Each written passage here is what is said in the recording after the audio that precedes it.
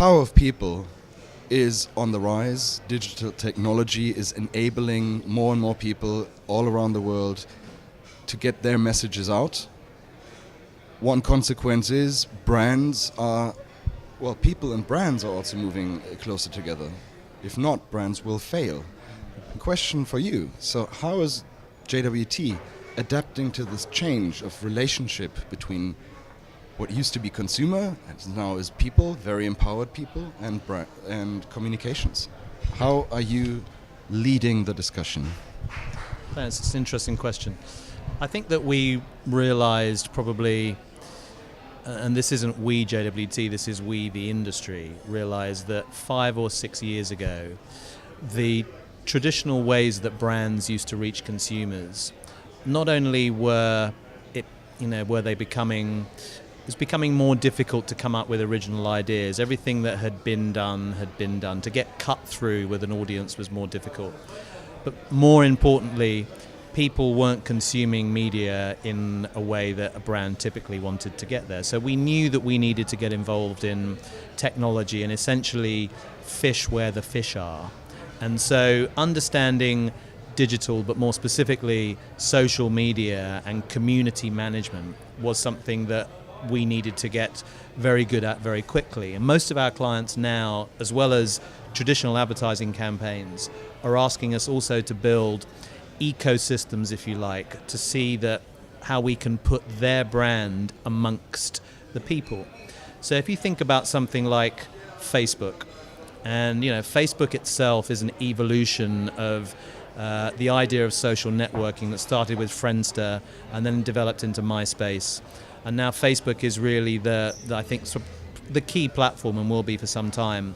When you talk to Facebook and they sort of explain about how they look at networks, they see networks made up of people and brands existing together. So that you have an individual who is connected to 100, 150 friends, and they're also connected to 10, 20, however many brands. So when people and brands are living so close to each other in proximity like that, an organization like JWT, and in fact everybody in the industry, needs to understand how the dynamic has changed. So we don't live in this world where there is a sender of a message and then there is a receiver of a message. We live in a world now where a brand has to simply be where those people are and either be a platform for them and Starbucks is an example of a really interesting brand that do that, or allow them to participate in the idea. So we're on the lookout always for something that, in order to bring a brand and an individual closer together, you want that person to actually engage with or experience the brand. Hence the rise, I think, of social media itself, and also experiential forms of marketing where you can actually get to taste or see or play or drive or whatever it may be the product, and then taking that and advertising that. So in other words, the idea itself becomes something that you will film as opposed to just making a film that has no relevance to an idea. Could we summarize that as today brand communications have got to activate the brand, engage the audience, and infect channels? Is that a formula? I think so. I mean, I think that there's probably a lot of ways to skin this particular cat, and I think that the problem will be that as more people move into this area, that you will see the same thing that happened in traditional media, in that everybody's trying to do the same thing.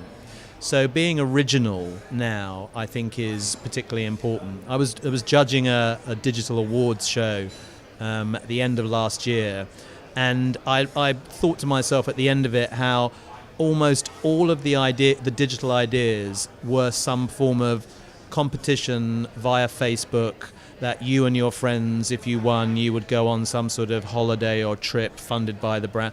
And there's something, it's great for the people that win the competition, but doesn't necessarily, I'm starting to get bored of that sort of, way of communicating. So this is a world where, unless we're constantly pushing how you can do things differently now, using digital tactics, people will tune out in the same way as they tuned out of television.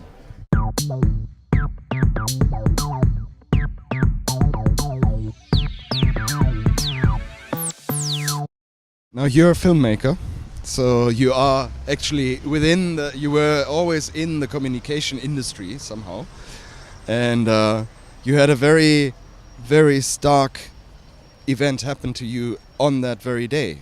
You were actually threatened for your life, and I understand the first thing, it was the report about that, writing about that, was a moment where you realized that you were facing a 50-50 decision.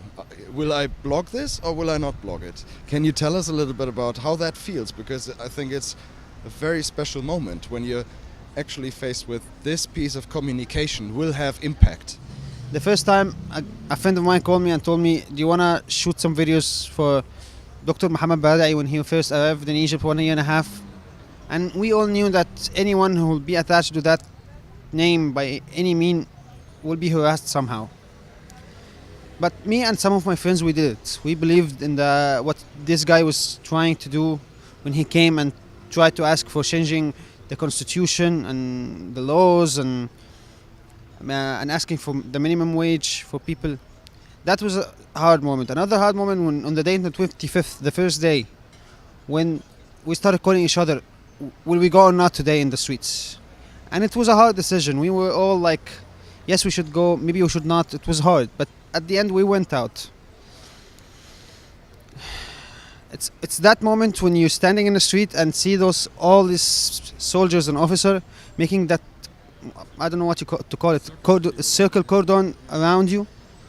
It's that very moment when you decide if I'm gonna stay or not. They give you a chance. You can stay out, you can leave the protest, or you can say, but we will make this. You won't stay. You won't leave after that until the end of the day. And we stayed. And this moment when we tried to break that cordon so we can meet the other people in the square, it was a moment of courage, collective courage, not one person, but we all of us took that decision that we will break the cordon no matter what. And when they started beating us so you can not meet the other people, that was another moment. You find these moments every day and you get shocked by the decision that you make or the other people make. If you are being put in the same position now, you might not have the same outcome, but in the moment you have this collective energy between all the people standing like we're not gonna back down, we're gonna do it no matter what it takes. And at the same time, after that day, when we started to write about it, we know that everything was tapped. It was monitored by the government on Facebook and Twitter. But we weren't afraid somehow. A lot of the people got arrested. Thankfully, I wasn't one of them. But it was that risk that knowing that you might be arrested anyhow. But in those moments, you are not the same you if you're in your everyday life. It's this kind of energy of the people that really drives you. It's not really you know. You were on the podium discussion, Power to the People, and you made some interesting points about how brands now in Egypt, but maybe even in general, should not try to superficially capitalize the people's ideas. How can brands talk and reach you? I think brands are always asking the same question: how can we sell more? It's now the time to think, how can we respect our consumer more so we can sell more? Because you cannot get away anymore without respecting the consumer. It's the same thing. Our governments always thought they were always looking down to us and trying to brainwash us, sell us their ideas, sell us their policies. But people are getting smarter because of the social media, because of communication. So because they're having the sense of analyzing better, because we have seen a lot. Maybe 10, 20 years from now, you could have seen like 50 ads in a day. Now you can see like 4,000 ads in the same day, from billboards to print ads to TV commercials. So you have this kind of analytical thinking now. You can't sense if this product is lying or this product is not.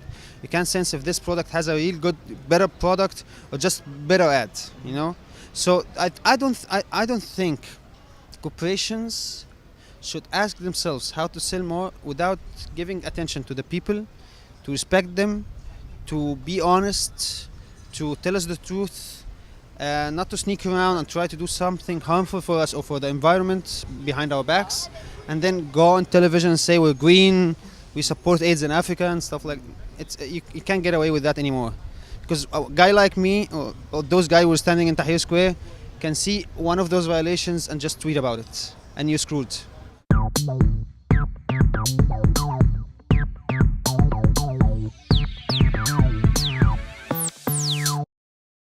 I'm Mexican. I work at La Agencia de ORCI in Los Angeles, California, and my title there is Executive Creative Director for La Agencia.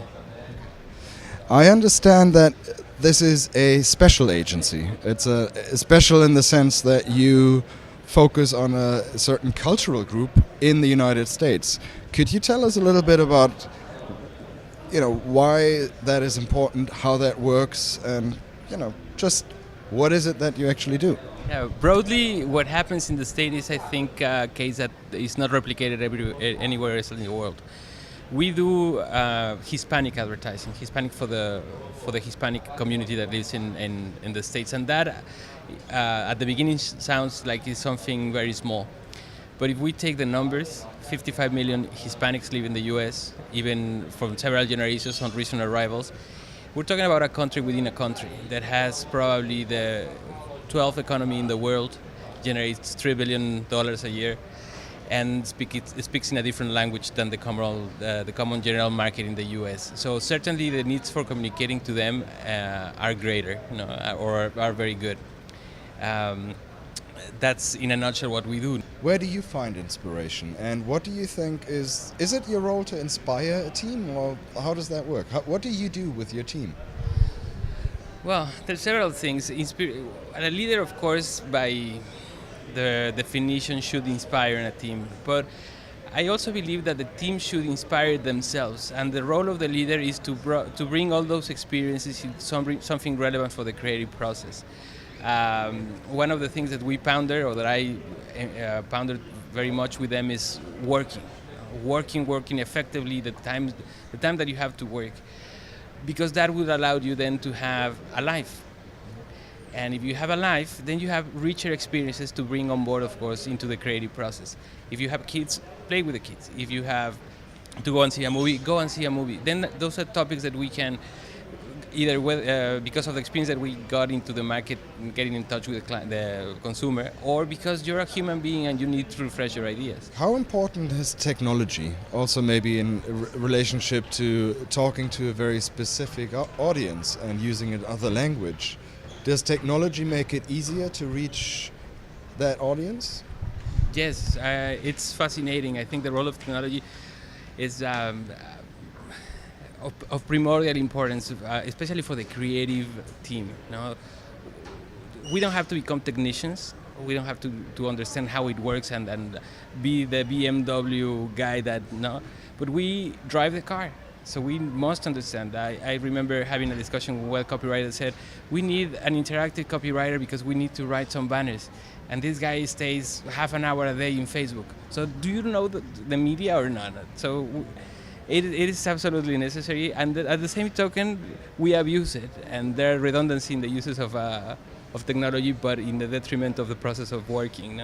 People spending too much time in the internet, redundancy in the email, and nobody understanding really what's happening everybody becomes an expert and nobody knows anyone. But I suppose that's what happens when technology is so fresh and new and is constantly changing. So we're trying to keep up on par, and that's fascinating. I think the process is very nice.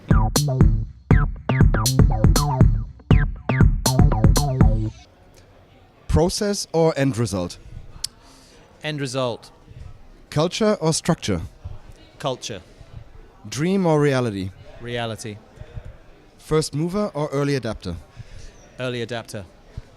FaceTime or Facebook? FaceTime. Questions or answers? Answers. Starting all new or improving the old?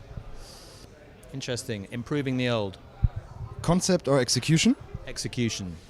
And tomorrow or today? Today. And Cannes in 3 words? I like it. Thank you so much. Process or end result? Process.